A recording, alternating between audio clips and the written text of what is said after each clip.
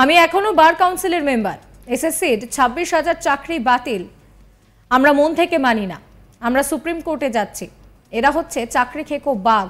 যখন দেখছে আর কিছু করার নেই তখন সব চাকরি খেয়ে নাও।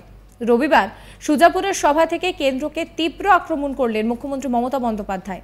সম্প্রতি হাইকোর্টের নির্দেশে প্রায় 26,000-এর চাকরি খোয়া গিয়েছে। এদিনের সভাতে মুখ্যমন্ত্রী সেই প্রসঙ্গেই কেন্দ্রের বিরুদ্ধে সরব হলেন।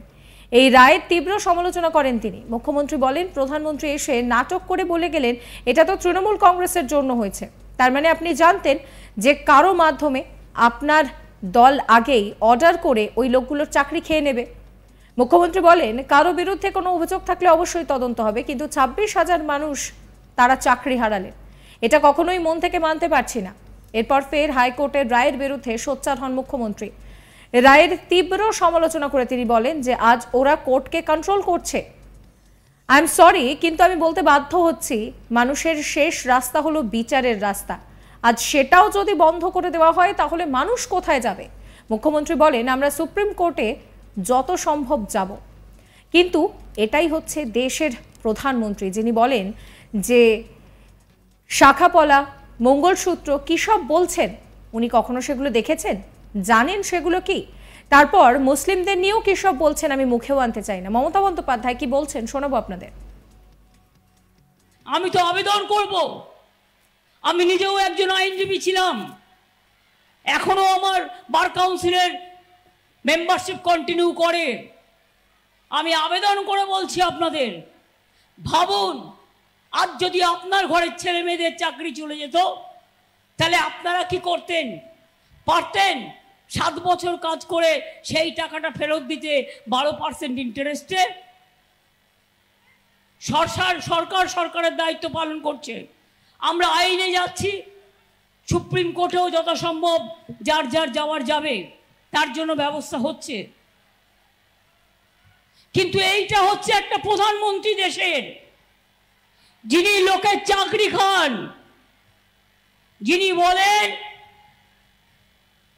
কিসব শাখা পলাটোলা মঙ্গলসূত্র কিসব বলেছে, জীবনে দেখেছেন?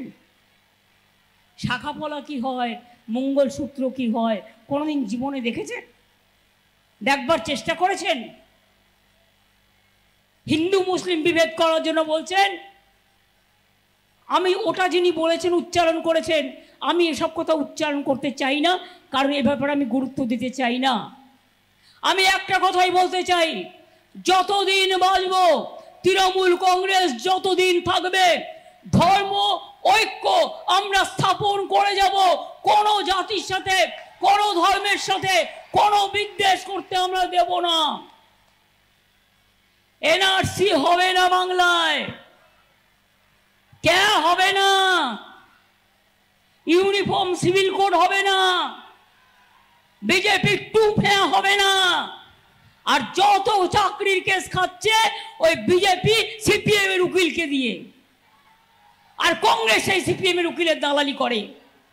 লজ্জা লাগে আমার। বাংলায় তোদের কি আছে? যতটুকু আছে সিপিএম এর সাথে আছে।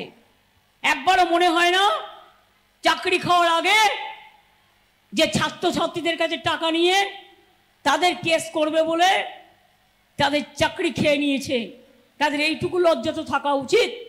আমি বিজেপির মতো বাজে কথা বলি না,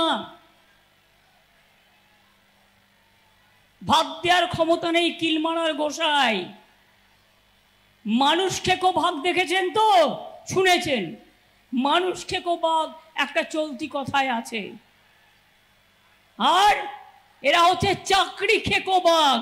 যখন দেখছে আর কিচ্ছু করার নেই তখন সব চাকরি খেয়ে নাও। আবার প্রধানমন্ত্রী এসে নাটক করে বলে গেলেন, এখানেই বলে গেছিলেন মনে হয়। কি বলে গেলেন? ए तो तृणमूल कांग्रेस के लिए हुआ है, तो आपको पता था कि आप किसी को देके आपका पार्टी पहले ऑर्डर करके ए लोगों को नकरी खा लेंगे। আমি পরিষ্কার বলি, আমরা তাদের সাথে আছি, আমরা ছিলাম, আমরা থাকবো। চাকরি প্রার্থীদের যদি কারো বিরুদ্ধে কোনো অভিযোগ থাকে তদন্ত হবে, নিশ্চয়ই সংশোধন হবে, কিন্তু তাই বলে 26,000 ছেলে মেয়ে চাকরি খেতে আমরা কখনোই মন থেকে মানি না, মানতে পারি না। আজকে বলুন তো কোর্টটাকেও কন্ট্রোল করছেন।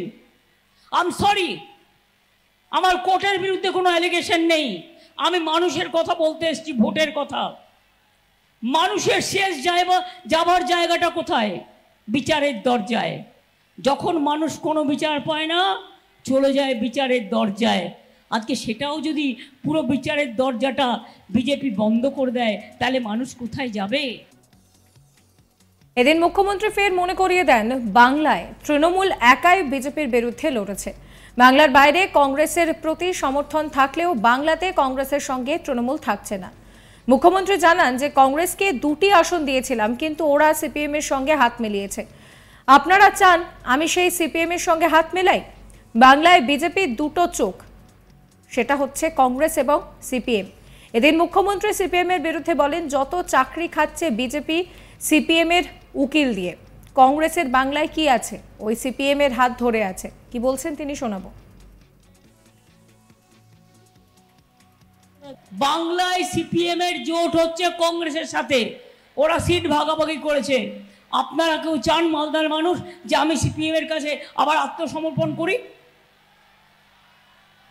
আমি কংগ্রেসের নেতৃবৃন্দকে বলেছিলাম 2টো সিট তোমাদের দিয়ে দিচ্ছি, যদিও বিধানসভায় তোমাদের একটা সিটও নেই, তোমরা সিপিএম এর সাথে জোটটা করো না।